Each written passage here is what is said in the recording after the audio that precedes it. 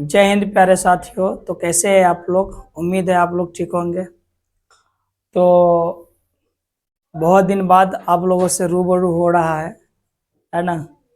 और आज के सेशन में मैं लेकर के आया हूँ, साइंस का बहुत सारा ऑब्जेक्टिव्स है ना, क्वेश्चन बैंक से रिलेटेड है जो कि, और सभी क्वेश्चन बैंक को मैं एक एक करके अभी करवाने वाला हूँ। तो आप लोग तैयार रहिए मेरे वीडियो को देखने के लिए। और अगर आपने मेरे चैनल को सब्सक्राइब नहीं किया है तो सब्सक्राइब भी कर लीजिए, दोस्तों में शेयर भी कीजिए ताकि वो भी पढ़ पाए और आपके जैसे वो भी टॉपर बन पाए, है ना। तो चलिए शुरू करते हैं आज का वीडियो। उससे पहले मैं आप लोगों को लिए एक छोटा सा थॉट बोल देता हूँ। आज का जो थॉट है वो क्या है, तो देखिए आज का जो थॉट है वो ये है, कह रहा है आपका ज्ञान ही, है ना, आपकी संपत्ति है। आपका ज्ञान ही आपकी संपत्ति है, इससे कोई नहीं ले सकता है ना। आपने जो ज्ञान अर्जित कर लिया पढ़ करके, उसे कोई नहीं ले सकता है। और ये आपकी ज्ञान ही आपकी क्या है, संपत्ति है।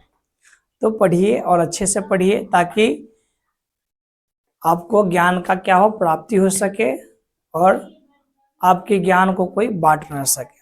सब कुछ बांट लेता है लोग, लेकिन ज्ञान नहीं बांट पाता है। ठीक है, तो पढ़िए और अच्छे से पढ़िए।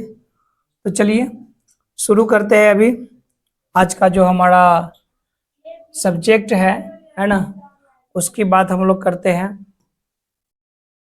तो हमारा सब्जेक्ट क्या है, जरा सा मालूम ही है आपको, साइंस है। साइंस का क्या है, तो ऑब्जेक्टिव्स क्वेश्चन है जो कि क्वेश्चन बैंक से है ना। तो देखिए यहाँ से ये क्वेश्चंस है जो कि बहुत ही क्या है, वीवीआई होने वाला, बहुत ही मोस्ट वीवीआई क्वेश्चन सब है ना। मोस्ट वीवीआई कहे तो वेरी वेरी इम्पोर्टेंट क्या है, ऑब्जेक्टिव्स है। और ये क्या है, तो ये साइंस का है ना, कहे तो विज्ञान का ऑब्जेक्टिव्स है जो कि काफ़ी इम्पोर्टेंट है।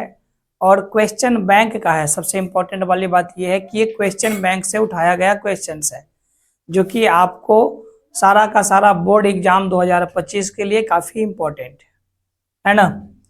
तो चलिए बढ़ाते हैं आगे बिना समय गवाए हुए, है ना। बढ़ते हैं क्वेश्चन नंबर पहले की तरफ। तो क्वेश्चन नंबर पहला क्या कह रहा है माय डियर, क्वेश्चन नंबर पहला कह रहा है 1 मीटर एम्पियर बराबर होता है। कहे तो 1 मीटर एम्पियर बराबर क्या होता है, ये कह रहा है। तो 1 मीटर एम्पियर बराबर क्या होता है, तो 1 बट्टा है ना 1000 कहे तो ये हो जाता है कौन सी, एम्पियर, है ना। अब इसी चीज को आप कैसे लिखेंगे जरा बताइए मुझे। इसको आप लिख सकते हैं 1/10 के पावर कितना जीरो है, 1 2 और 3 जीरो है, तो 10 के पावर 3। और आपको ये भी पता है कि जब नीचे क्या रहे, बट्टा पे 10 के पावर कुछ रहे तो उसको क्या होता है, जब ऊपर जाता है तो ये माइनस में लिखा जाता है। तो 10 के पावर -3 ये आपका क्या हो गया, ओरिजिनल आंसर हो गया। कहे तो आंसर नंबर ए आपका क्या है, बिल्कुल सही आंसर है। ओके चलिए तो बढ़ते हैं अब क्वेश्चन नंबर नेक्स्ट की तरफ। क्वेश्चन नंबर नेक्स्ट कहे तो दूसरा की तरफ। और क्वेश्चन नंबर दूसरा क्या कह रहा है, आपको कह रहा है कि डीजल का उपयोग होता है। डीजल का उपयोग होता है, डीजल के बारे में आप लोग जानते हैं। डीजल क्या है, एक प्रकार का ईंधन है ना। तो इस डीजल का उपयोग कहाँ किया जाता है। ऑप्शन नंबर ए है भारी वाहनों में, रेल के इंजनों में, विद्युत उत्पादन में, या इनमें से सभी में। तो जो भी भारी वाहन होता है जैसे कि बस हो गया, ट्रक हो गया, इस सब में क्या होता है, डीजल का उपयोग होता है। साथ ही साथ जो रेल का इंजन है ना, इसमें भी क्या होता है, डीजल का उपयोग होता है।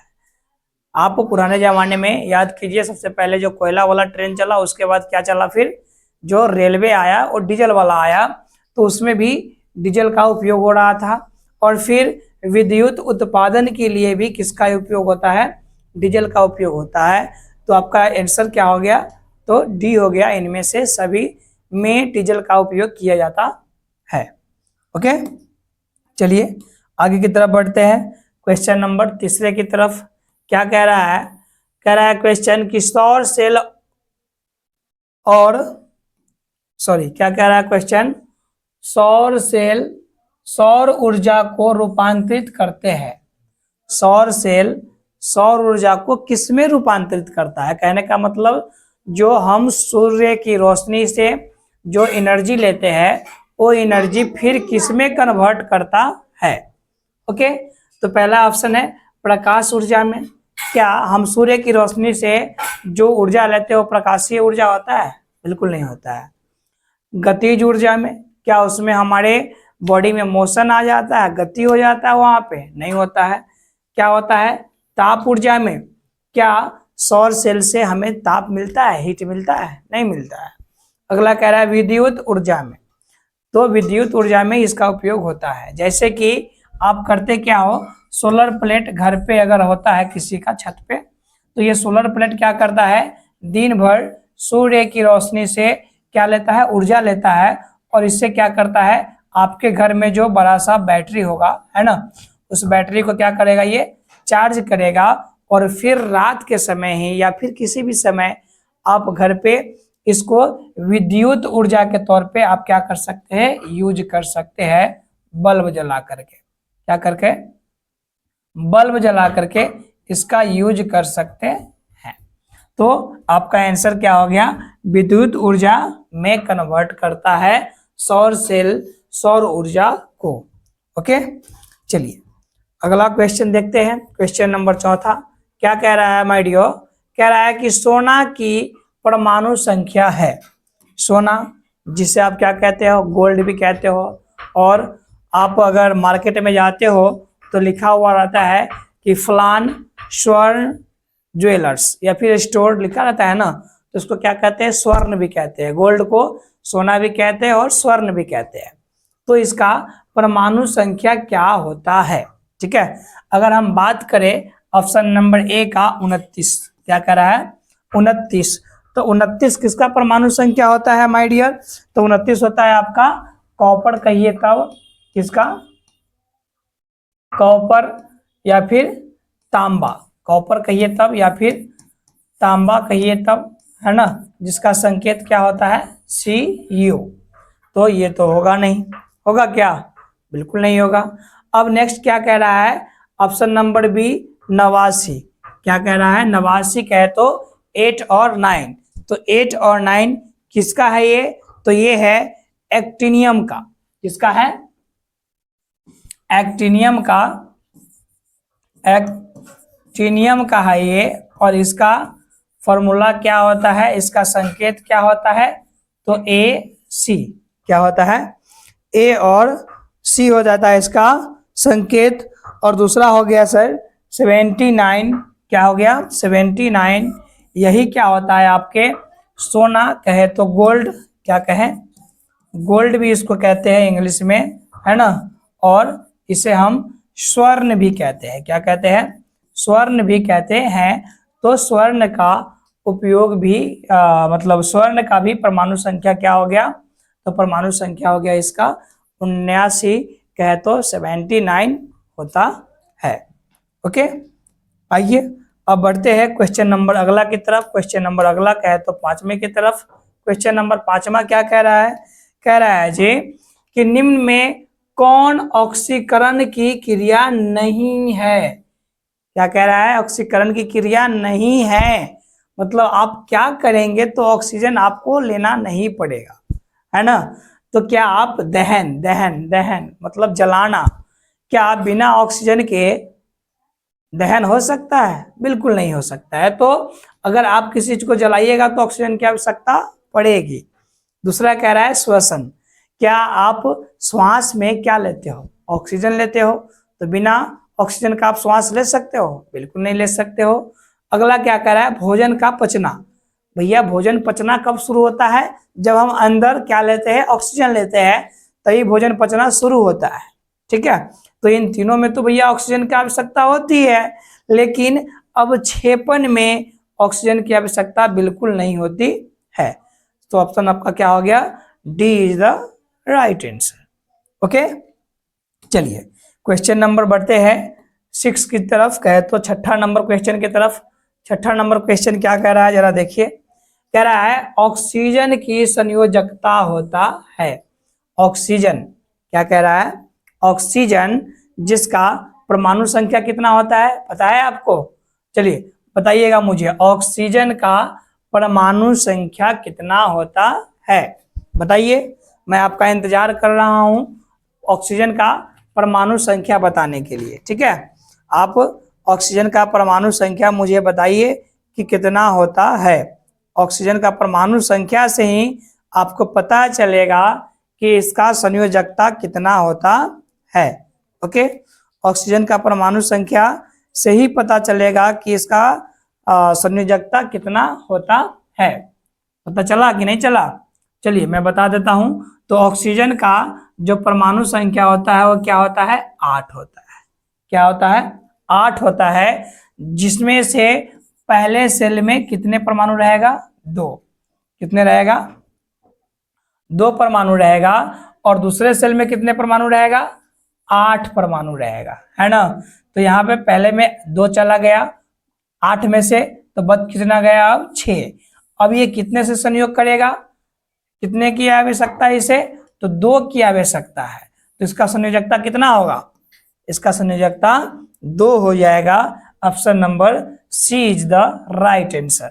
और आप जानते भी है ऑक्सीजन को हम जब भी लिखते हैं तो क्या लिखते हैं, O2 लिखते हैं। क्या लिखते हैं, O2 लिखते हैं। अब ऑक्सीजन को हम O2 क्यों लिखते हैं, ऑक्सीजन को हम O2 क्यों लिखते हैं, इसकी बात कर लेते हैं, ठीक है। तो मैंने अभी अभी बताया आपको कि ऑक्सीजन का परमाणु संख्या क्या होता है, 8 होता है। ऑक्सीजन का परमाणु संख्या 8 होता है। ऑक्सीजन क्या करेगा, बाहरी कक्षा में कितने इलेक्ट्रॉन रखेगा, तो 6 रखेगा इलेक्ट्रॉन। तो 2 इलेक्ट्रॉन कहाँ गया, तो 2 इलेक्ट्रॉन पहले कक्षा में चला गया, है ना। पहले कक्षा में कितने इलेक्ट्रॉन चला गया, 2 इलेक्ट्रॉन चला गया।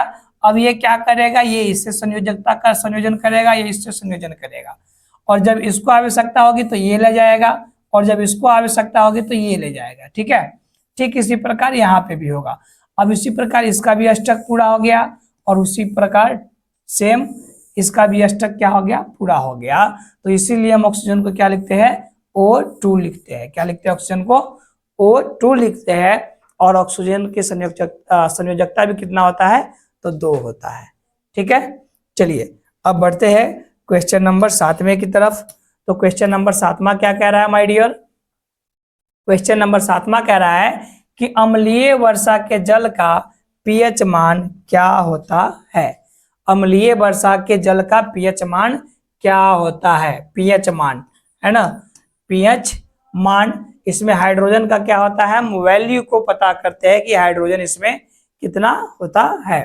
तो आप समझिए पीएच वैल्यू जो होता है 1 से लेकर के कहां तक होता है, 14 तक होता है, ठीक है। 1 से लेकर के 14 तक पीएच वैल्यू होता है, जिसमें से कि 1 से, है ना, कहां से, 1 से लेकर के 7 तक, कहां से, 1 से लेकर के 7 तक जो होता है वो क्या होता है, अम्ल होता है। और है ना 7 से लेकर के 14 तक क्या होता है, क्षार होता है। और अगर बात करें 7 का, तो 7 जिसका वैल्यू आएगा वो क्या होता है, उदासीन होता है। उदासीन होगा, जिसका वैल्यू 7 आएगा वो क्या हो जाएगा, उदासीन हो जाएगा, न्यूट्रल हो जाएगा, है ना, ठीक है।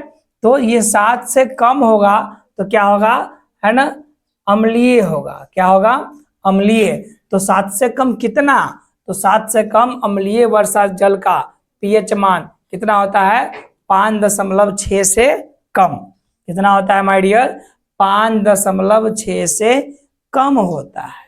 ओके, चलिए बढ़ते हैं क्वेश्चन नंबर नेक्स्ट की तरफ, कहे तो 8वें नंबर क्वेश्चन की तरफ। आइए तो देखते हैं क्या कह रहा है। कह रहा है कि चींटी के डंक में कौन सा अम्ल पाया जाता है। चींटी डंक मारता है, या फिर मधुमक्खी आपको काट लेता है, या फिर आप कभी गलती से भिंडी तोड़ने गए हो तो भिंडी का जो रोआ होता है वो आपके बॉडी में क्या होता है, चुभ जाता है, और क्या होता है, फिर खुजली होना शुरू होता है। वही होगा जी, है ना। तो जब भी आपको ऐसी घटनाएं हो तो उसमें कौन सा अम्ल पाया जाएगा, तो उसमें सिट्रिक अम्ल पाया जाए, सॉरी सॉरी सॉरी क्या पाया जाएगा, मिथेनोइक अम्ल, क्या पाया जाएगा, मिथेनोइक अम्ल पाया जाएगा, क्या पाया जाएगा, मिथेनोइक अम्ल पाया जाएगा। ठीक है, तो चींटी के डंक में कौन सा अम्ल पाया जाएगा, तो चींटी के डंक में मिथेनोइक अम्ल पाया जाता है। ठीक है, चींटी के डंक में कौन सा अम्ल पाया जाता है, तो मिथेनोइक अम्ल पाया जाता है। और मिथेनोइक अम्ल को हम क्या कहते हैं, तो फॉर्मिक अम्ल भी कहते हैं। मिथेनोइक अम्ल का दूसरा नाम क्या होता है माय डियर, तो मिथेनोइक अम्ल का दूसरा नाम होता है फॉर्मिक अम्ल। ठीक है, आइए, ये इथेनोइक अम्ल होता ही नहीं है, ये गलत टाइप कर दिया गया है। अगला कह रहा है कि सिट्रिक अम्ल। सिट्रिक अम्ल की बात करें तो जो भी आप खट्टा पदार्थ जैसे नींबू हो गया, इमली हो गया, इस सब में क्या पाया जाता है, तो सिट्रिक अम्ल पाया जाता है। ठीक है, तो बढ़ते हैं अब क्वेश्चन नंबर नेक्स्ट की तरफ। और क्वेश्चन नंबर नेक्स्ट क्या है देखते हैं। क्वेश्चन नंबर नेक्स्ट क्या है, तो 9वां नंबर क्वेश्चन क्या कह रहा है, कह रहा है निम्नलिखित में कौन सा संवहन उत्तक है। संवहन कहे तो ये पेड़ पौधा में संवहन उत्तक पाया जाता है, जो कि क्या करता है, ये सामान को ढोने का काम करता है। ठीक है, तो ये दो उत्तक, पहला का नाम है फ्लोएम और दूसरा का नाम है जाइलम। ठीक है, जाइलम जैसे जर होता है ना, पेड़ में जर, और जैसे जल भी होता है, क्या होता है, जल भी होता है ना। तो ये सब काम किसका है, जाइलम का। किसका काम है, जाइलम का काम है। जाइलम का ही काम है क्या, तो जड़ से जल को कहाँ तक ले जाना, पत्ता तक ले जाना, है ना। और जब पत्ता तक जल चला जाएगा तो वहां पे पत्ता जो खाना बनाएगा, जो भोजन बनाएगा पत्ता, है ना, हरा भरा पेड़ पौधा का जो पत्ता होता है वो खाना बनाता है ना। हाँ जी, तो जो खाना बनाएगा पत्ता, फिर वो फ्लोएम से, किससे, फ्लोएम उत्तक पे बैठ करके सारा का सारा भोजन कहाँ पहुंचेगा, एक एक, है ना, अंग के पास, एक एक उत्तक के पास पहुंचेगा। और इसी प्रकार क्या करता है भैया, तो जो भी हरे पेड़ पौधे हैं वो अपना, है ना, भोजन को ग्रहण करता है। ठीक है, चलिए, बहुत अच्छी बात है। आइए बढ़ते हैं आगे की तरफ। अगला क्वेश्चन कह रहा है कि प्रोटोजोआ उत्सर्जी पदार्थों का निष्कासन कैसे करता है। प्रोटोजोआ कैसे करता है, जो कह रहा है, तो प्रोटोजोआ जो है, जो भी उत्सर्जी पदार्थ खाने के बाद जो क्या करते हैं हम, है ना, अवशिष्ट के रूप में बाहर निकाल देते हैं अपने बॉडी से, उसी को क्या कहते हैं, उत्सर्जी पदार्थ कहते हैं। तो ये प्रोटोजोआ एक प्रकार का जीव है ना, जो कि क्या करता है, अपने भोजन को उत्सर्जन करता है। किस विधि के द्वारा, तो विसरण विधि के द्वारा अपने भोजन को क्या करता है, उत्सर्जित करने का काम करता है। ठीक है, बहुत बढ़िया। चलिए अगला, अब आपने ये 10 क्वेश्चन देख लिया, मुझे लग रहा है कि आप बोर होते होंगे थोड़ा सा। आइए आप लोगों को थोड़ा सा फिर से चार्ज करता हूं मैं, है ना। कहे तो चार्ज करने का सेंस ये नहीं कि मैं आप लोगों को पीट रहा हूं जनाब। चार्ज करने का ये मतलब हुआ मेरा कि मैं आप लोगों को एक छोटा सा थॉट के जरिए फिर से आप लोगों को क्या कर रहा हूं, प्रोत्साहित करने का काम कर रहा हूं। ठीक है ना, अब देखते हैं अगला थॉट जो है आज का वो क्या है। फिर से अगला थॉट मैं दिखा देता हूं आप लोगों का, और आप लोगों को कोशिश करता हूं कि थोड़ा सा क्या कर पाऊं, मैं रिचार्ज कर पाऊं, और ताकि आपको मन लगता रहे मेरे साथ, है ना। कह रहा है नजर को बदलो तो नजारे बदल जाते हैं। क्या कह रहा है भैया, नजर को बदलो तो नजारे बदल जाते हैं, और सोच को बदलो तो सितारे बदल जाते हैं। कश्तियां बदलने की जरूरत नहीं, किसको बदलने की जरूरत नहीं, तो कश्तियां बदलने की जरूरत नहीं, है ना। आप क्या करो सर, दिशाओं को बदलो तो किनारे खुद व खुद बदल जाते हैं। क्या बात है, बड़ी गजब हो गया यार, ये तो शायरी हो गया, है ना। क्या कहा है, नजर को बदलो तो नजारे बदल जाते हैं। आप अगर अच्छे तरीके से पढ़ोगे तो लोग जो देखेंगे आपको उसका भी नज़ारा बदल के रख दोगे। आप रखोगे ना, क्या कहेंगे लोग? कहेंगे कि वाह क्या बात है, पढ़ता ही रहता है, जब देखो तब पढ़ता ही रहता है, मतलब कुछ ना कुछ अच्छा जरूर करेगा ये अपने जीवन में। और उससे क्या होता है, लोगों का सोच बदल जाता है ना। और जब वो सोच बदलता है तो आपके माइंड में, है ना, क्या आता है, पॉजिटिव चार्ज आता है, पॉजिटिव एनर्जी आता है। और इससे आप क्या बन जाते हैं, तो सितारे बन जाते हैं। होता है ना, जो फेमस लोग होते हैं उनको क्या कहते हैं, सितारे कहते हैं, है ना। और ये काम करने के लिए क्या करना होगा आपको, दिशाओं को बदलना पड़ेगा। किसको बदलना पड़ेगा? दिशाओं को। कश्तियों को बदलने की जरूरत बिल्कुल नहीं है। किसको बदलना है? सिर्फ और सिर्फ दिशाओं को। मतलब आप बस ये ठान लो कि पढ़ना है, कुछ नहीं करना है, बस पढ़ना है और पढ़ करके कुछ करना है, और कुछ ऐसा करना है कि लोग फिर कहे क्या बात है। ठीक ना? जी हाँ, तो आपका लक्ष्य खुद ब खुद क्या हो जाएगा, प्राप्त हो जाएगा। ठीक है, चलिए फिर से आते हैं अपने विषय वस्तु की तरफ। और अब अगला क्वेश्चन कहे तो क्वेश्चन नंबर 11 नंबर क्वेश्चन होगा हमारा। देखते हैं 11 नंबर क्वेश्चन क्या है आप लोगों के लिए। तो 11वां नंबर क्वेश्चन को जरा सा लाते हैं ढूंढ करके। 11वां नंबर क्वेश्चन क्या था? 11वां नंबर क्वेश्चन, तो 11वां नंबर क्वेश्चन कह रहा है कितना भागे जा रहा है भाई, थोड़ा आराम से चलो यार, है ना। 11वां नंबर क्वेश्चन ये रहा है आप लोगों के लिए। 11वां नंबर क्वेश्चन कह रहा है कि मनुष्य के शरीर की सबसे बड़ी ग्रंथि है, मनुष्य के शरीर की सबसे बड़ी ग्रंथि क्या है? पता ही होगा आपको, क्या है जी?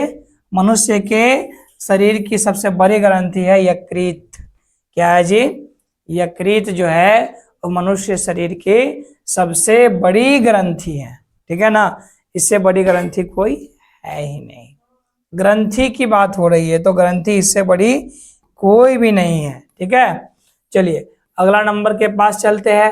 क्वेश्चन नंबर 12 कह रहा है शरीर का संतुलन बनाए रखता है। शरीर का संतुलन, संतुलन क्या होता है समझिए, है ना, बैलेंस करना होता है ना। जब आप धूप में जाते हो तो आपका बॉडी हीट हो जाता है, गर्म हो जाता है। जब आप ठंडा में आते हो आपका बॉडी क्या हो जाता है, ठंडा होता है। यही क्या हो गया, संतुलन बनना हो गया। ठीक ना। और ये संतुलन बनाने का कार्य कौन करता है जी? तो ये संतुलन बनाने का कार्य कौन करता है माय डियर? तो सेरिबेलम करता है। हमारे बॉडी में सेरिबेलम नामक जो क्या भैया, है ना, उत्तक है, यही उत्तक क्या करता है, हमारे शरीर को बैलेंस्ड करने में, कहे तो संतुलन रखने में क्या करता है, हेल्प करता है। ओके, अगला है नेक्स्ट कि किशोरावस्था में होने वाले शारीरिक परिवर्तन का कारण क्या है ना। किशोरावस्था, है ना, कहने का मतलब आप जब सियाना होते हो, यंग होते हो, युवा होते हो, तो आपके बॉडी में कुछ ना कुछ चेंजेज आता है। जैसे कांख में बाल आना, जनन अंग पे बाल आना, स्तन का विकास होना, ये सब क्या होता है, शुरू हो जाता है।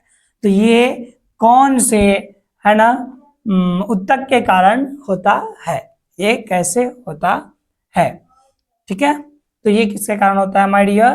तो ये होता है टेस्टोस्टेरोन के कारण होता है, टेस्टोस्टेरोन के कारण होता है ना। और किसके कारण? एस्ट्रोजेन के कारण होता है। ये जो एस्ट्रोजेन है ये किसमें पाया जाता है माय डियर? तो ये जो एस्ट्रोजेन है वो पाया जाता है किसमें? स्त्रियों में, है ना, कहे तो लड़कियों में। जबकि ये टेस्टोस्टेरोन है वो किसमें पाया जाता है माय डियर? पुरुषों में पाया जाता है, कहे तो लड़कों में पाया जाता है। और यही दो कारण है जिसके चलते क्या आ जाता है, हमारा बॉडी में कुछ उभार आता है, कहे तो हम लोग किशोरावस्था में आते हैं। तो ये दोनों हो जाएगा आपका आंसर, और आंसर क्या हो गया, ए और बी दोनों। ठीक है, ए और बी दोनों। आइए बढ़ते हैं क्वेश्चन नंबर 14 की तरफ। कह रहा है मानव हृदय में कितने कोष्ठ होते हैं? मानव हृदय में कितने कोष्ठ होते हैं। सबसे पहले ये कोष्ठ होता कहाँ है ना, तो ये कोष्ठ दिल टूट गया होता है ना, हार्ट, क्या होता है, हार्ट, क्या है तो दिल में, है ना, क्या होता है, कोष्ठ होता है। तो कितने कोष्ठ होते हैं दिल में, 4 कोष्ठ होते हैं। 4 तो क्या होता है, कोष्ठ होता है किसमें, मानव हृदय में, मानव हृदय में। ठीक है, चलिए बढ़ते हैं क्वेश्चन नंबर नेक्स्ट की तरफ। कह रहा है रक्त क्या है। रक्त क्या है जी, रक्त एक प्रकार का उत्तक है। क्या है, उत्तक है। जैसे संवहन उत्तक पेड़ पौधे में होता है, ठीक उसी प्रकार रक्त क्या है, एक प्रकार का उत्तक है जो कि क्या होता है, संवहन का काम करता है ह्यूमन बीइंग्स में, है ना, मनुष्य में या फिर जो भी मैमल्स है उन लोगों में भी। ठीक है, आइए बढ़ते हैं क्वेश्चन नंबर 16 कहे तो 16वां की तरफ। कह रहा है जीन शब्द किसने प्रस्तुत किया। जीन शब्द किसने प्रस्तुत किया। जीन शब्द किसने दिया था, सॉरी, जीन शब्द जो है वो किसने दिया था, तो जीन शब्द को किसने दिया था जी, मेंडल, नहीं बिल्कुल नहीं, सॉरी, जीन शब्द को किसने दिया था सर, जोहान्स। अच्छा, ये किसने दिया था, जोहान्स ने जीन शब्द को प्रस्तुत किया था। किसने किया था, जोहान्स ने। और इन्होंने बताया था कि यही है आनुवंशिकता का कारण, है ना, जिससे होता क्या है, हमारे माँ का, हमारे पापा का, या फिर दादा का, या फिर दादी का, किसी का भी गुण हम में स्वयं आ जाता है ना। और ये सबसे पहले बार किसने बताया था, जोहान्स ने बताया था। किसने बताया था, जोहान्स ने बताया था कि क्या होता है जी, तो जोहान्स ने बताया था कि जीन जो होता है वो क्या होता है, आनुवंशिकता है ना, आनुवंशिकता का वाहक है, जिसके कारण क्या होता है, तो हमें अपने पूर्वजों जैसा क्या होता है भैया, नेचर आता है हम में, और उसका हम अपने आप हम में ये गुण आ जाता है, हमारे पूर्वजों का, आनुवंशिकता जिसको कहते हैं, आनुवंशिकता कहते हैं। और जोहानसेन जिसका, है ना, ये देन है कि हम जीन शब्द को जान पाए। ठीक है, चलिए बढ़ते हैं क्वेश्चन नंबर कितना है, 17वां क्वेश्चन। बहुत है, 80 क्वेश्चन है, आराम आराम से लगे हैं, है ना, जल्दीबाजी में थक जाएंगे। इससे बेटर है कि आराम आराम से चलते हैं, देखते हैं कहाँ तक चल पाते हैं। क्वेश्चन कह रहा है जी कि विद्युत चुंबक बनाने के लिए किस पदार्थ के क्षण का प्रयोग होता है। विद्युत चुंबक बनाने के लिए किसका उपयोग किया जाता है। ठीक है, तो इस्पात का तो नहीं किया जाता है, ना ही तो पित्तल का, किसका किया जाता है माय डियर, किया जाता है नरम लोहे का उपयोग किया जाता है विद्युत चुंबक बनाने के लिए। ठीक है, किसका उपयोग किया जाता है, नरम लोहे का उपयोग किया जाता है। ठीक है, आइए बढ़ते हैं क्वेश्चन नंबर अगला की तरफ। कह रहा है क्वेश्चन नंबर 18, जब किसी चालक तार से विद्युत धारा प्रवाहित होती है, जब किसी चालक तार से विद्युत धारा प्रवाहित होती है तो गतिशील कण क्या है। ये कोई चालक तार है, तो इसमें क्या दौड़ता रहता है, इसमें क्या दौड़ता रहता है कि हमें करंट लगता है। ठीक है ना, इसमें क्या दौड़ता है पता है आपको ना, जी हाँ, वही इलेक्ट्रॉन। कौन दौड़ता है, इलेक्ट्रॉन दौड़ता रहता है इसमें, है ना। और इसी के कारण क्या हो जाता है जी, करंट की भी अनुभूति हमें प्राप्त होती है। ओके, नेक्स्ट कह रहा है ओम का नियम है। ओम साहब ने एक नियम दिया था, है ना, और वो नियम क्या था, तो वो नियम था V is equal to I R. कहे तो V बराबर आई आर, क्या था, V बराबर आई आर था।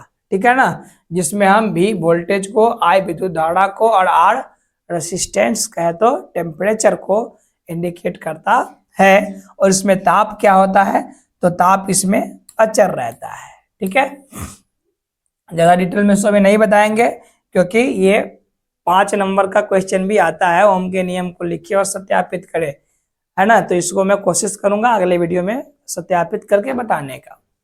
कह रहा है नेक्स्ट क्वेश्चन, विभवांतर का एसआई मात्रक क्या होता है। दो विभवों के बीच के अंतर को क्या कहते हैं, विभवांतर कहते हैं। दो विभवों के बीच के अंतर को क्या कहते हैं, विभवांतर कहते हैं। और इसका है ना एसआई मात्रक क्या है ना। तो इसका स्टैंडर्ड यूनिट क्या है माय डियर, इसका स्टैंडर्ड यूनिट वोल्ट है। क्या है, वोल्ट है। ठीक है, आइए बढ़ते हैं क्वेश्चन नंबर 21 की तरफ। तो क्वेश्चन नंबर 21 क्या कह रहा है, कह रहा है एमीटर का प्रतिरोध होता है, क्या होता है, एमीटर का, है ना, एमीटर का उपयोग क्या है, तो एमीटर का प्रतिरोध क्या है, सॉरी एमीटर का प्रतिरोध क्या है। तो एमीटर क्या है, तो एमीटर का प्रतिरोध हम विद्युत धारा को घटाने के लिए करते हैं। मतलब क्या होता है कि भी एमीटर जो है, अगर एक आदर्श मीटर होता है एमीटर, तो उसका वैल्यू जो होता है वो क्या होता है, शून्य होता है। क्या होता है, शून्य होता है। और जबकि ये क्या करता है, का प्रतिरोध को क्या करता है, घटाने का भी काम करता है। तो इसमें क्या हो जाएगा, छोटा कह सकते हैं, छोटा, ऑप्शन नंबर ए, है ना, सही है। चलिए तो अब बढ़ते हैं क्वेश्चन नंबर 22 की तरफ। क्वेश्चन नंबर 22 की तरफ, क्वेश्चन नंबर 22 क्या कह रहा है, तो क्वेश्चन नंबर 22 कह रहा है आपको कि विद्युत बल्ब का फिलामेंट निम्न में से किस धातु का बना होता है। विद्युत बल्ब आप लोग अपने अपने घर में वो पुराने जमाने के पिल्ला बल्ब, है ना, याद ही होगा आप लोगों का, आप लोगों को जो विद्युत बल्ब होता था आप लोगों के घर में, है ना, उसमें कौन सा फिलामेंट लगा हुआ होता था, किस चीज का वो फिलामेंट लगा हुआ था। ये जो विद्युत बल्ब था इसमें यही क्या कहलाता था, फिलामेंट। और यही फिलामेंट किस चीज का बना होता था, तो टंगस्टन का बना हुआ होता है। ठीक है, तो विद्युत बल्ब का फिलामेंट किस चीज का बना होता है, टंगस्टन का बना होता है। ठीक है, अगला बात करें तो रियोस्टेट का उद्देश्य क्या था। रियोस्टेट का उद्देश्य क्या था, रियोस्टेट जो थे ये भी एक साइंटिस्ट थे और इनका उद्देश्य था कि विद्युत धारा में जो विद्युत परिपथ में जो धारा आता है ना, उसको क्या करना, कम करना और ज्यादा करना, कम करना और ज्यादा करना। तो इसका काम क्या था, तो विद्युत धारा का परिमाण में वृद्धि, विद्युत धारा का परिमाण में कमी, धारा का परिमाण में वृद्धि, ये दोनों ऑप्शन सेम है ना। तो इसमें होगा वृद्धि और कमी, वृद्धि और कमी, क्या हो जाएगा, वृद्धि और कमी। तो यही हो जाएगा आपका आंसर, धारा का परिमाण में वृद्धि और कमी करने का उद्देश्य था। ठीक है, किसका, तो रियोस्टेट का, रियोस्टेट का। ठीक है ना, चलिए बढ़ते हैं क्वेश्चन नंबर नेक्स्ट की तरफ। क्वेश्चन नंबर नेक्स्ट है आपका 24, जिसमें कहा जा रहा है कि विद्युत आवेश का एसआई मात्रक, विद्युत और आवेश, आवेश का एसआई मात्रक क्या होता है, तो आवेश का एसआई मात्रक कूलम होता है। क्या होता है, कूलम होता है। तो विद्युत आवेश का भी क्या हो गया, कूलम हो गया। ठीक है, बढ़ते हैं क्वेश्चन नंबर नेक्स्ट 25 की तरफ। कहता है कि श्वसन के अंतिम उत्पाद क्या है, श्वसन का अंतिम उत्पाद है क्या है। श्वसन जब हम लेते हैं तो अंत में क्या होता है, तो अंत में हम क्या करते हैं, समझिए, अंत में हम कार्बन डाइऑक्साइड छोड़ते हैं, साथ ही साथ जल छोड़ते हैं और हमारे बॉडी में जो ऊर्जा होता है वो भी क्या होता है, खत्म हो जाता है। आप ठंडी के दिनों को याद कीजिए। ठीक है, आप पहले क्या करते हैं, कार्बन डाइऑक्साइड छोड़ते हैं और नाक के पास कुछ रखते हैं तो देखते हो कि उस पर क्या हो गया है, गीला हो गया है वो पार्ट। अगर फोन आप रखोगे नाक के पास तो देखोगे, या फिर मुंह से भी आप क्या करो, श्वास को छोड़ो तो देखिएगा कि फोन के पास क्या हो जाता है ठंडी के दिनों में, है ना, परत आ जाता है पानी का। तो उसमें क्या होता है, जल होता है और साथ ही साथ हमारे बॉडी में से क्या गायब होता है, और तो ऊर्जा भी गायब होता है ना।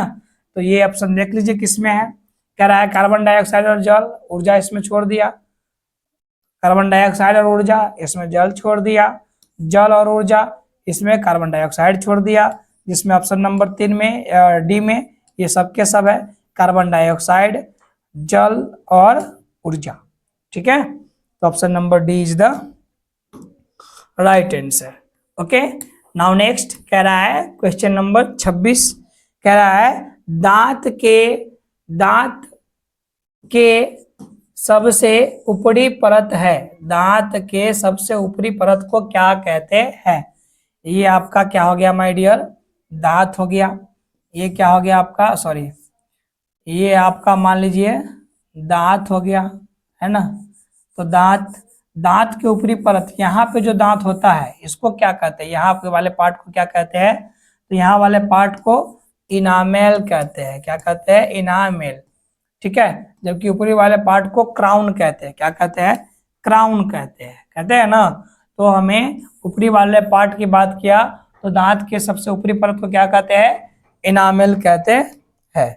ठीक है, आइए बढ़ते हैं क्वेश्चन नंबर नेक्स्ट कहे तो 27 की तरफ।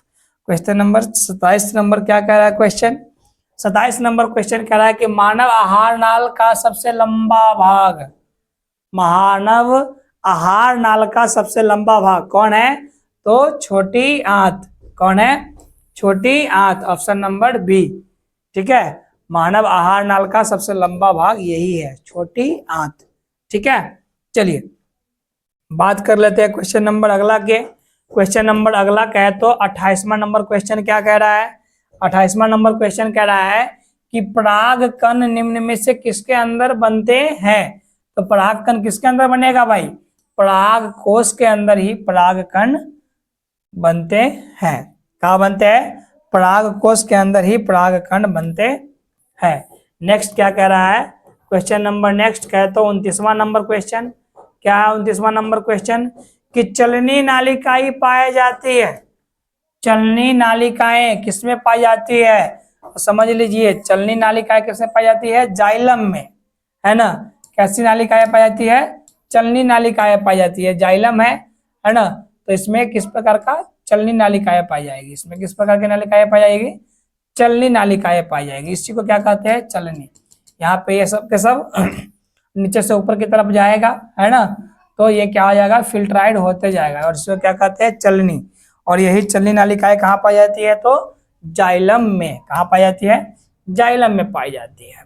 अगला नंबर क्वेश्चन की बात करें तो कह रहा है कि आरबीसी की जीवन अवधि होती है, रेड ब्लड सेल्स की जीवन कितने दिन का होता है? लाल रक्त कणिकाएं का जीवन काल 120 दिन का होता है।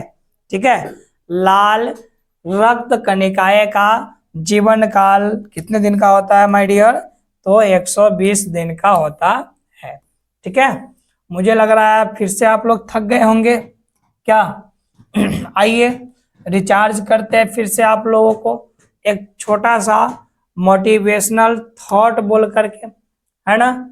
जो कि थॉट क्या है तो देखते हैं जरा सा, आइए। तो आपका थॉट हो गया कह रहा है, यही आपका थॉट हो गया आज का। कह रहा है अगर जीवन में सफलता प्राप्त करनी है तो मेहनत पर विश्वास करो, है ना। अगर जीवन में सफलता प्राप्त करनी है तो मेहनत पे विश्वास करो। किस्मत की आजमाइश तो जुए में भी की जा सकती है। करते हैं कि नहीं लोग? करते हैं। दिवाली के दिन क्या खासकर हम सब जो हिंदू धर्म के लोग होते हैं वो लोग दीपावली के दिन क्या करते हैं? रात भर जुआ खेलते हैं और फिर किस्मत की आजमाइश करते हैं, है ना। तो हमें तो किस्मत की आजमाइश करनी नहीं है, हमें मेहनत करनी है। तो हमें जीवन की आजमाइश करनी है। तो जीवन की सफलता अगर करना है, जीवन में हमें अपने जीवन का आजमाइश करना है और हमें सफल होना है, तो हमें सिर्फ और सिर्फ किस पे विश्वास करना होगा? तो मेहनत पर विश्वास करना होगा। ठीक है, अगर आप मेहनत पे विश्वास कर लेते हैं तो फिर आपको दिक्कत हो कहाँ रहा है जी? बिल्कुल नहीं होता है। होता है? बिल्कुल नहीं। अगर आज आप पढ़ लीजिएगा तो फिर आपको आगे दिक्कत ही नहीं होगा, है ना। क्योंकि जब आप एग्जाम में आएंगे तो आप देखेंगे कि ये सारी बातें मेरा पढ़ाया हुआ है और ये सारी बातें आपको यूं ही याद रहेगा। ठीक है, ये सारी बातें आपको यूं ही याद रहेगा और क्वेश्चन देखते ही दे दनादन आंसर्स आप लोग क्या करेंगे, देना शुरू कर देंगे। ठीक है, नेक्स्ट क्वेश्चन जो है आपका 31 नंबर कह रहा है कि मानव शरीर की सबसे लंबी कोशिका है। मानव शरीर की सबसे लंबी कोशिका कौन है? तो मानव शरीर की सबसे लंबी कोशिका न्यूरॉन्स क्या है? न्यूरॉन्स है, जो कि पूरे बॉडी में होता है ना। और ये जहां पे भी आपको मैं अगर यहाँ पे चींटी काटू आपको तो फीलिंग जा रहा है, ये किसके कारण? न्यूरॉन्स के कारण जा रहा है फीलिंग्स। ब्रेन आपको क्या कर रहा है? इंडिकेट कर रहा है कि भैया आपको कोई चींटी काट रहा है। ठीक ना? जी हाँ, तो ये हमारे शरीर की सबसे लंबी कोशिका भी है। क्या है? लंबी कोशिका भी है। कौन है? तो न्यूरॉन्स। आइए क्वेश्चन नंबर 32 की तरफ बढ़ते हैं। कह रहा है अंडाणु निषेचित होता है। अंडाणु जो है वो कहाँ निषेचित होता है? ठीक है, मतलब ये कि जो आपके स्पर्म जाता है महिलाओं के योनि में तो वो कहाँ रहता है? तो वो फैलोपियन नलिका में रहता है। कहाँ रहता है? फैलोपियन नालिकाओं में वो रहता है। ठीक है, नेक्स्ट क्वेश्चन की तरफ देखते हैं। कह रहा है निम्नांकित में कौन पादप हार्मोन नहीं है? पादप हार्मोन नहीं है भैया, निम्नांकित में कौन पादप हार्मोन नहीं है? इसमें तो कोई नहीं है पादप हार्मोन, सब है पादप हार्मोन। कह रहा निम्नांकित में कौन पादप हार्मोन नहीं है? नहीं, यहाँ पे नहीं होगा, ये गलत है। कह रहा है यहाँ पे होना चाहिए निम्नांकित में कौन पादप हार्मोन है।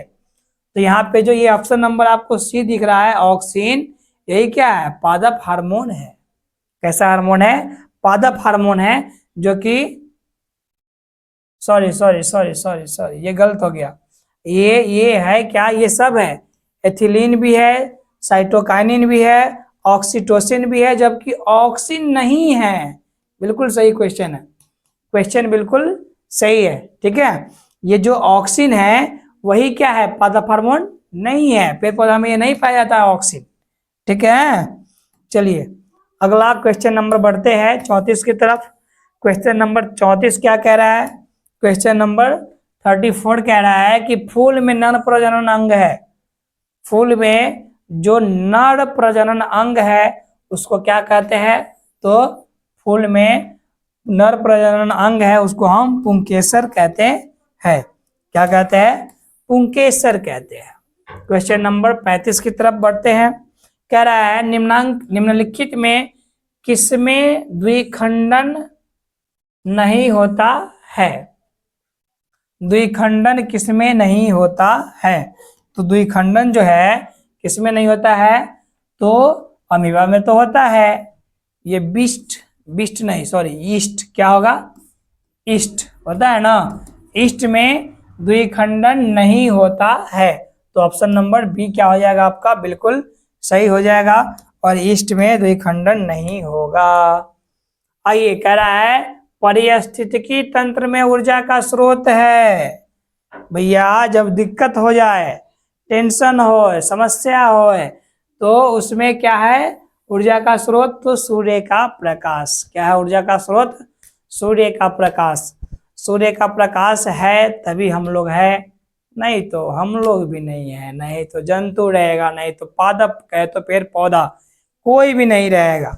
ठीक है, धरती पर कब तक है? धरती पर जब तक सूर्य का प्रकाश है तब तक हम लोग है कहाँ पे? धरती पर है। ठीक है, क्वेश्चन नंबर अगला क्या है? तो क्वेश्चन नंबर 37 कह निम्नलिखित में से किसे आनुवांशिकी का पिता कहा जाता है? आनुवांशिकी का पिता किसे कहा जाता है? तो आनुवांशिकी का पिता ग्रेगर, किसको? ग्रेगर। आनुवांशिकी का पिता ग्रेगर जॉन मेंडल को कहा जाता है।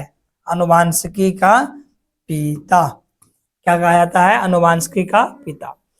क्वेश्चन नंबर 38 है, कह रहा है हरे पौधे कहलाते हैं। हरे पौधे क्या कहलाएगा भैया? ये उत्पादन का काम करता है हरे पौधे। और जितना भी हरा हरा पत्ता लगा हुआ होता है एक पेड़ पौधे में, वो सब के सब क्या करता है? उत्पादन करता है।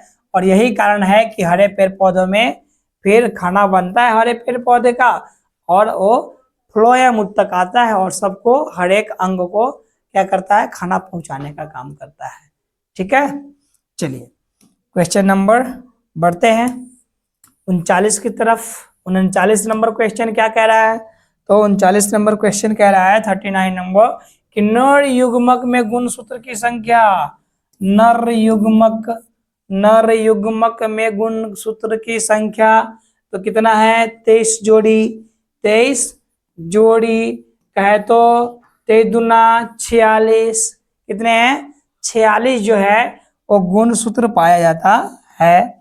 किसमें? तो नर युग्मक में। अगला कह रहा है कि ओजोन परत पाया जाता है किसमें? समताप मंडल में। और समताप मंडल को ही हिंदी इंग्लिश में क्या कहते हैं? एस्ट्रोटोस्फीयर। एस्ट्रोटोस्फीयर कहा जाता है किसको?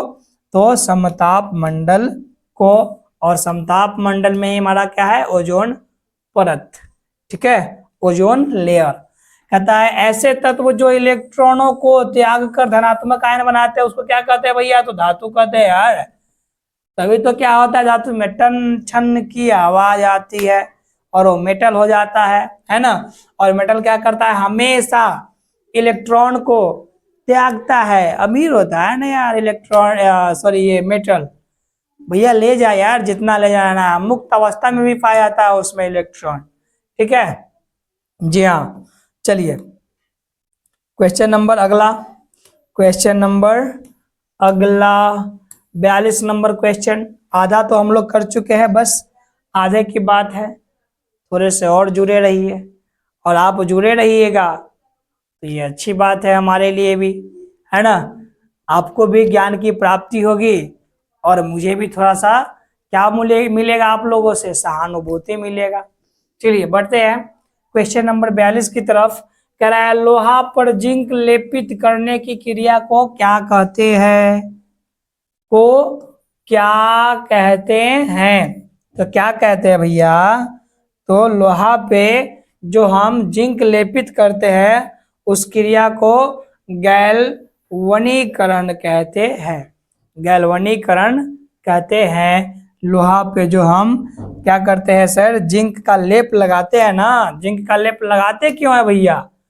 तो जंग से बचने के लिए। ठीक है, आइए कह रहा निम्न में कौन संयोजित यौगिक है? बे यार कितना गलत किया है भैया टाइपिस्ट, है ना। यौगिक क्या है? यौगिक। निम्न में से कौन सा संयोजी यौगिक है? तो समझ लीजिए सहसंयोजी यौगिक कौन हो जाएगा इसमें से? तो भैया CH4 क्या हो जाएगा? CH4 क्या है? सह संयोजी यौगिक है। ठीक है, आइए क्वेश्चन नंबर 44 कह रहा है आभूषण बनाने वाला सोना होता है क्या कैरेट का होता है भाई? तो वो हो जाएगा आपका 22 कैरेट का। वैसे शुद्ध सोना कितने कैरेट का होता है? तो 24 कैरेट का होता है शुद्ध सोना, जबकि उसमें कुछ मिलावट किया जाता है और उस सोने को 22 कैरेट को बनाया जाता है। और ये फिर इससे क्या बनता है? आभूषण, है ना। जो महिलाएं या फिर लड़कियां कहाँ कहाँ? कान में, नाक में, गर्दन में, पैर में पहनती है ना। जी हाँ, वही है आभूषण। ठीक है, आइए बढ़ते हैं क्वेश्चन नंबर 45 कहे तो 45 की तरफ। और 45वां नंबर क्वेश्चन क्या कह रहा है? कह रहा है निम्न में से कौन सा उत्कृष्ट गैस है? और उत्कृष्ट गैस को हम नोबल गैस भी कहते हैं, नोबल तत्व भी कहते हैं। तो कौन है इसमें से? आर्गन। कौन है जी? आर्गन जो है वो कौन सा तत्व है? तो उत्कृष्ट तत्व है कौन सा? आर्गन। ठीक है, आइए क्वेश्चन नंबर 46 46 कह रहा है ताम्र मतलब तंबा। ताम्र मतलब तंबा एवं टीन, ताम्र एवं टीन के मिश्र धातु को कहते हैं, क्या कहते हैं भैया? तो पित्तल। क्या कहते हैं? पित्तल कहते हैं। ताम्र एवं टीन के मिश्र धातु को पित्तल कहते हैं। अगला क्वेश्चन नंबर हो गया 47, 47। इसको है ना, देखने से पहले मैं एक छोटा सा आप लोगों को फिर से थॉट सुनाना चाहूंगा और देखते हैं क्या कहता है ये थॉट, है ना। आइए, थॉट नंबर है गया ये आपका चौथा नंबर थॉट है। और ये थॉट क्या कहता है? कह रहा है एक अच्छी पुस्तक क्या करती है? 1000 दोस्तों के बराबर होती है, जबकि एक अच्छा दोस्त, अधूरा है, मैं पूरा कर देता हूं। कह रहा है एक अच्छी पुस्तक 1000 दोस्तों के बराबर होती है, जबकि एक अच्छा दोस्त किसके बराबर होता है भाई? एक अच्छा दोस्त आपके उतने ही देर तक आपके सहयोगी है जब तक आपके पॉकेट में क्या है? पैसे हैं, है ना। जब तक आपके पॉकेट में पैसे हैं तभी पूछेंगे दोस्त कैसे हैं, और नहीं तो भैया सब रास्ते पे जैसे तैसे हैं। चलिए, इस सबसे तो समझदारी आएगी नहीं मुझे लग रहा है आप लोग, लेकिन कोशिश कर रहे हैं समझाने को। देख रहे हैं कहाँ तक समझदार बन पा रहे हैं आप लोग, है ना। थोड़ा थोड़ा बीच बीच में थॉट वॉट बोल देते हैं ताकि आप जगते रहिए, है ना, समझते रहिए, देखते रहिए। तो क्वेश्चन है प्लास्टर ऑफ पेरिस का रासायनिक सूत्र क्या है? तो भैया दे में देखिएगा हाफ, वही हो जाएगा प्लास्टर ऑफ पेरिस का रासायनिक सूत्र। तो CaSO4 इंटू हाफ H2O क्या हो जाएगा? प्लास्टर ऑफ पेरिस का रासायनिक सूत्र हो जाएगा। क्या हो जाएगा? CaSO4 इंटू हाफ H2O किसका सूत्र है? तो प्लास्टर ऑफ पेरिस, है ना, जिसका उपयोग घर में प्लास्टर के रूप में भी किया जाता है, पेंट के रूप में, या फिर आपका हाथ पैर अगर गलती से भगवान न करे टूटे, अगर टूटता है भैया तो डॉक्टर फिर इसी से सपोर्ट दे करके आपके हाथ को या पैर को क्या करेगा? जोड़ने का काम करेगा। क्वेश्चन कह रहा है अम्ल, क्या कह रहा है भैया? अम्ल, है ना, और क्षार, अम्ल और क्षार आपस में अभिक्रिया कर क्या बनाते हैं?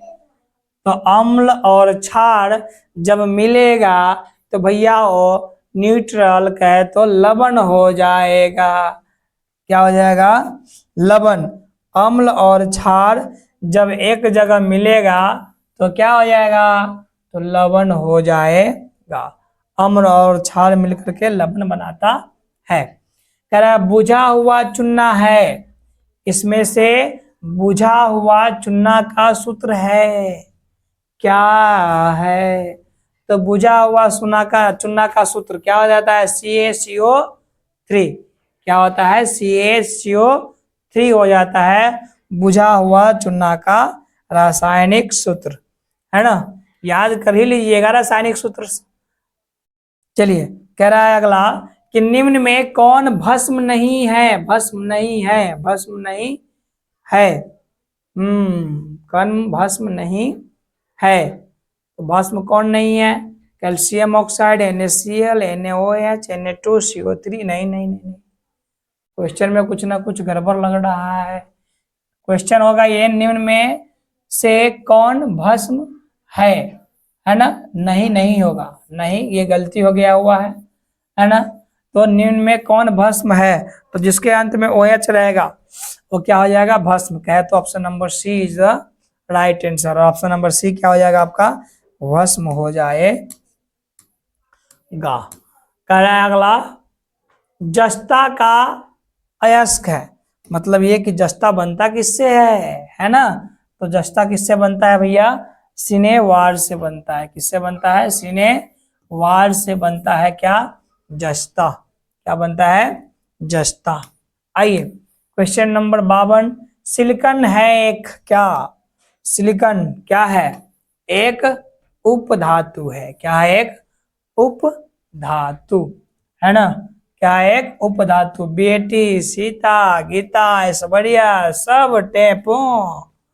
इसका क्या है, एक ट्रिक है याद रखने का, है ना। ये सब के सब क्या होता है, उपधातु होता है। इसकी संख्या कितनी है उपधातु का, तो उपधातु की संख्या है 7। कितने हैं, 7, है ना। चलिए साथ साथ हम लोग भी चलते हैं। कह रहा है अल्कोहल में कौन सा तत्व उपस्थित है, तो अल्कोहल में कौन सा तत्व उपस्थित है, तो कार्बन भी है, ऑक्सीजन भी है और हाइड्रोजन भी है।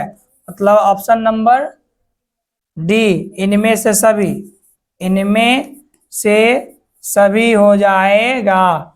या फिर क्वेश्चन हो सकता था अल्कोहल में कौन सा तत्व उपस्थित नहीं है ना, नहीं है, तो नहीं में कौन हो जाएगा, ऑप्शन नंबर डी, नाइट्रोजन। क्या हो जाएगा, नाइट्रोजन। इसमें नहीं पाया जाता है, दारू में, अल्कोहल दारू, है ना। जी हाँ। आइए कह रहा है क्वेश्चन नंबर नेक्स्ट, है ना। मेथोनोइक अम्ल का सामान्य नाम, ओहो अभी बताए थे थोड़ी देर पहले।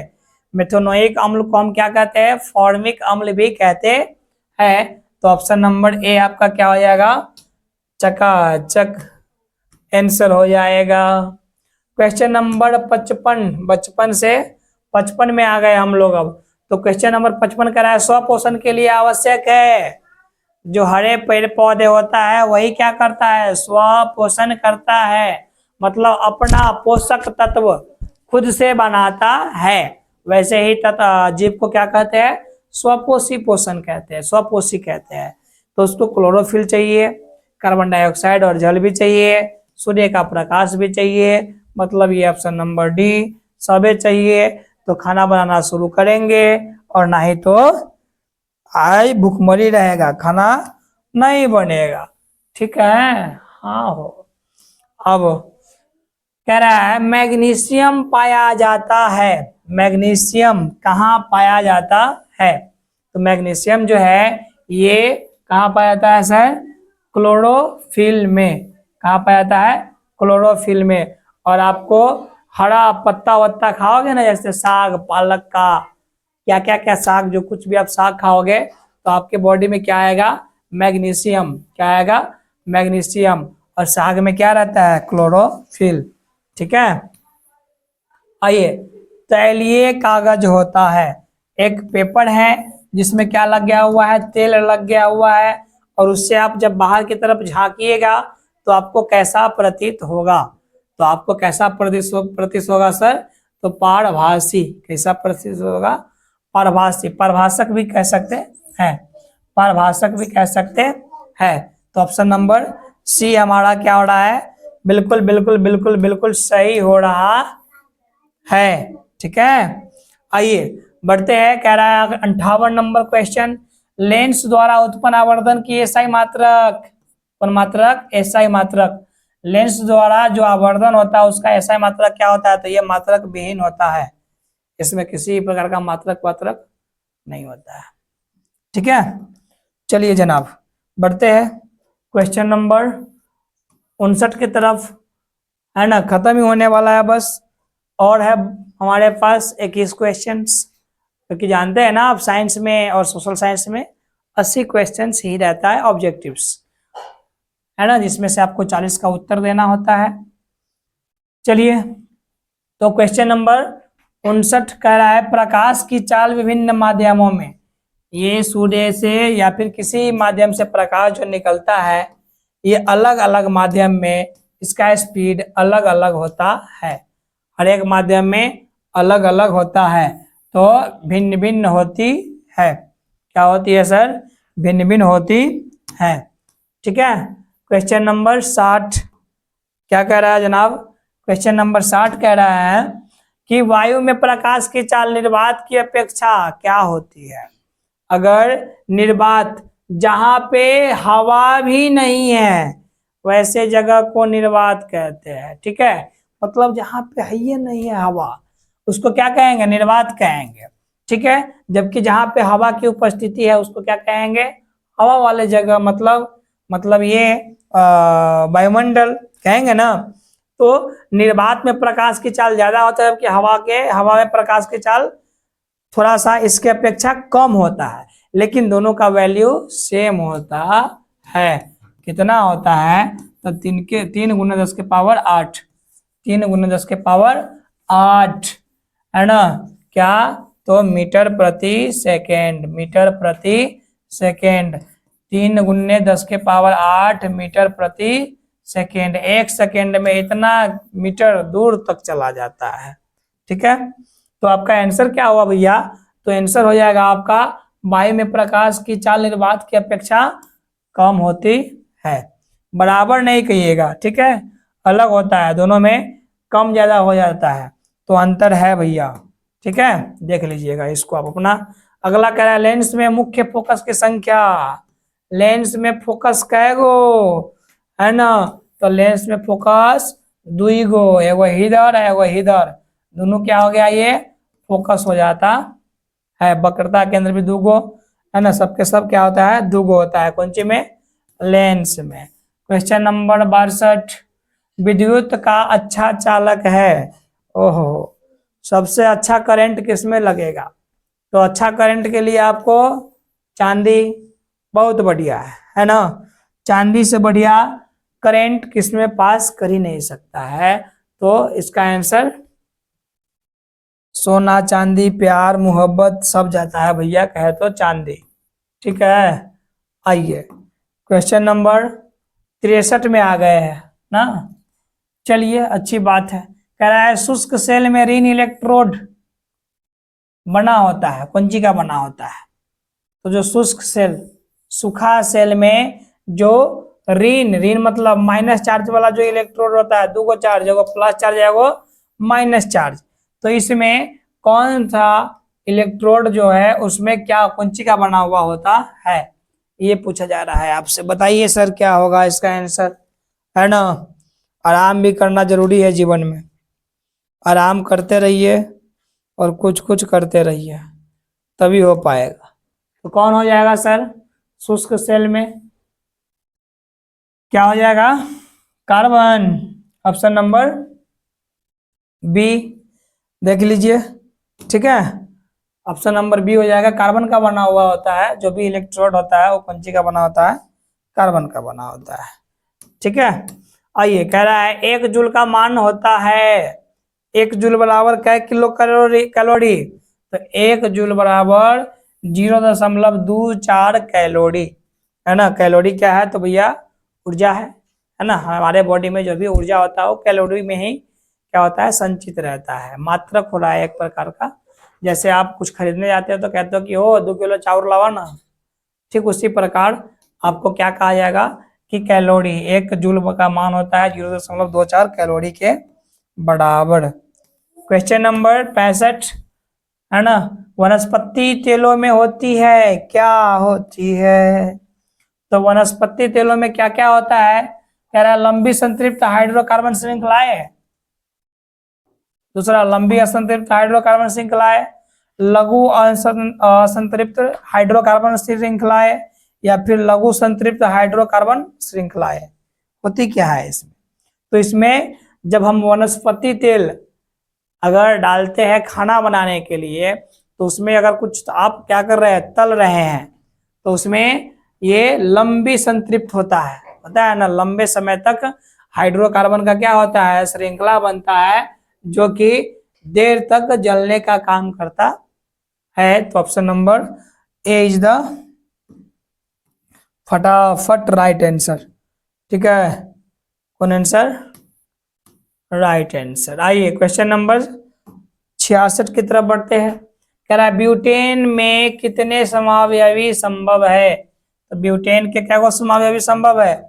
तो 4 ठो समावयवी संभव है। इसका ब्यूटेन का। ठीक है, चलिए बढ़ते हैं क्वेश्चन नंबर 67।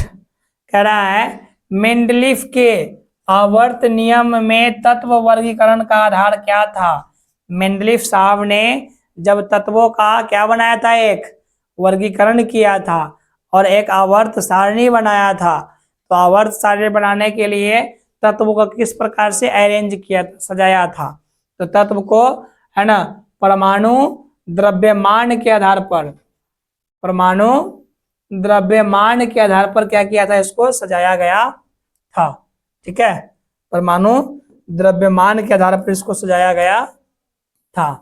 क्वेश्चन नंबर 68 कह रहा है अमोनिया के अणुसूत्र में नाइट्रोजन एवं हाइड्रोजन के परमाणु की संख्या का अनुपात NH4। इसमें नाइट्रोजन का हाइड्रोजन का होता है NH3, NH3। तो हाइड्रोजन नाइट्रोजन का एगो, हाइड्रोजन का एगो, तो 3 गो। तो कौन आंसर, तो ऑप्शन नंबर डी आंसर, 1:3। ठीक है, नाइट्रोजन एगो और हाइड्रोजन 4 गो।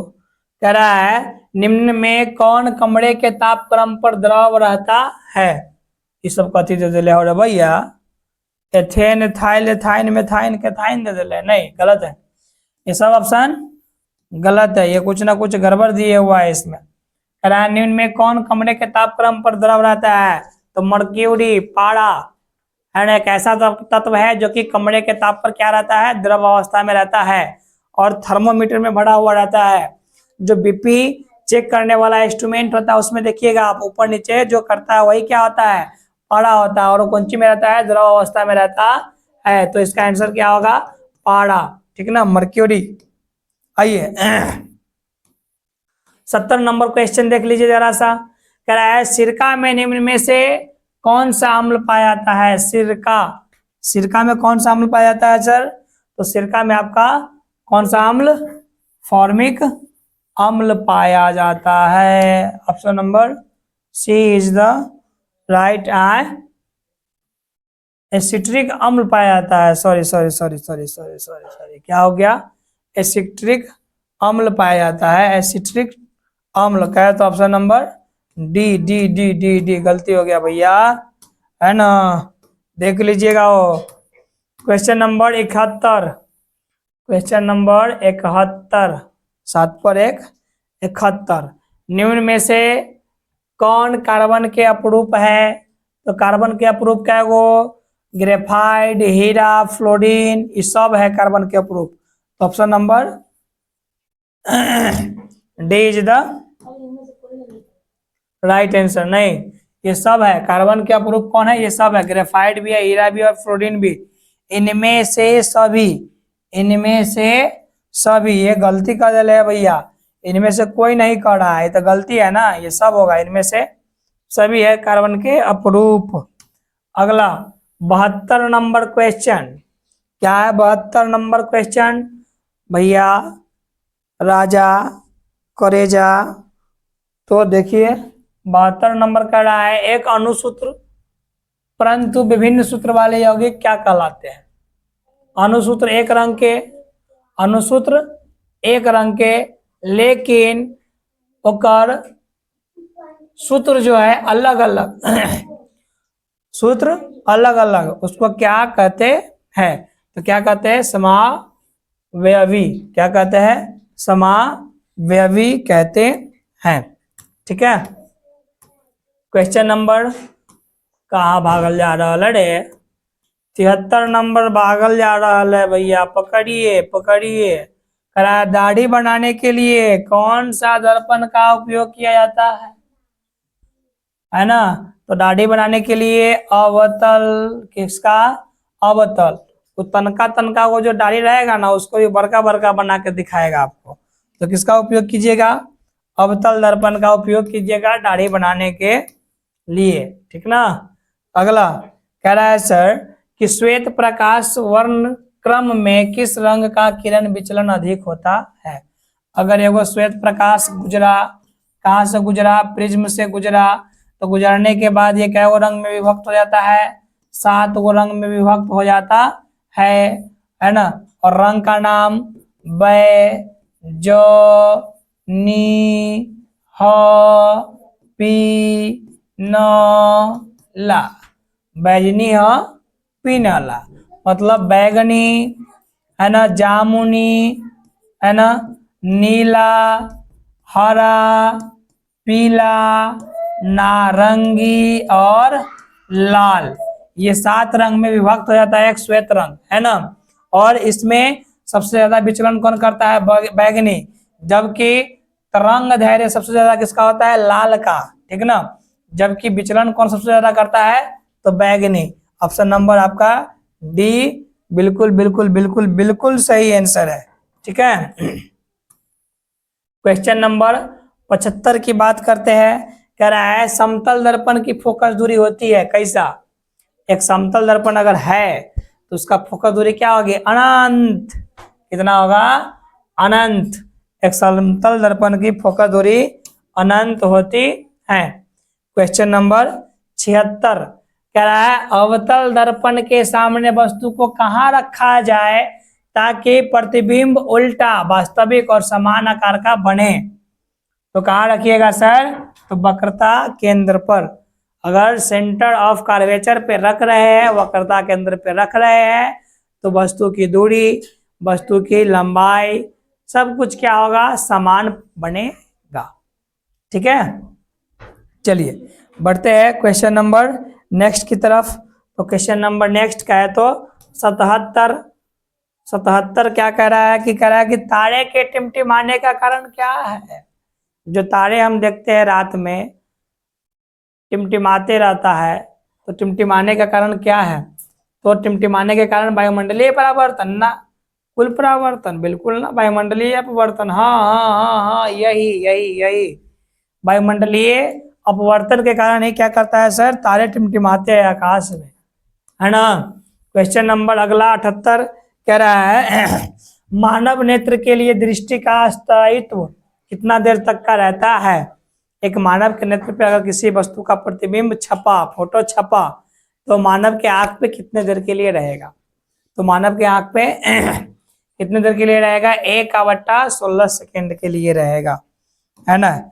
1/16 सेकेंड के लिए वो मानव के आंख पे बना हुआ रहेगा। कह रहा उत्तल दर्पण से बना काल्पनिक प्रतिबिंब होता है। उत्तल दर्पण से बना काल्पनिक प्रतिबिंब, काल्पनिक कल्पना किए तो भैया सीधा और क्या होगा? तो आवर्तित, सीधा और आवर्धित होगा, सीधा और आवर्धित हो जाएगा। क्वेश्चन नंबर लास्ट आ गए हम लोग 80 नंबर क्वेश्चन पे। कह रहा है आवर्धन अवतल लेंस का आवर्धन क्या होता है? तो आवर्धन वाला बराबर क्या होता है सर? तो आवर्धन बराबर होता है वस्तु की ऊंचाई बट्टा प्रतिबिंब की ऊंचाई, कहे तो u/v, u/v। मतलब ये कि ऑप्शन नंबर सी बिल्कुल बिल्कुल क्या है आपका? सही आंसर है ना। तो आज के सेशन में ये सारे के सारे जो भी आपने क्वेश्चंस देखा, ये सब के सब क्वेश्चंस कहाँ से लिया गया है? तो ये सब के सब क्वेश्चंस क्वेश्चन बैंक से लिया गया है, और जो कि आपके एग्जाम के लिए काफी इंपॉर्टेंट है। सो देखना ना भूले मेरे प्यारे, और देखना भूलिएगा तो ये आपका क्या होगा? दुर्भाग्य होगा कि आप एक अच्छे से सेशन को क्या कर गए? मिस कर गए, है ना। क्या कर गए? मिस कर गए अच्छे से सेशन को। तो देखना ना भूलिएगा, देख ही लीजिएगा। अगर आपको देखने की इच्छा ना हो रही है तब भी मैं एक सुविचार के साथ आपको छोड़े जा रहा हूं, और आप एक बार फिर से अपना दिल जान लगा करके पढ़िए और कुछ करिए।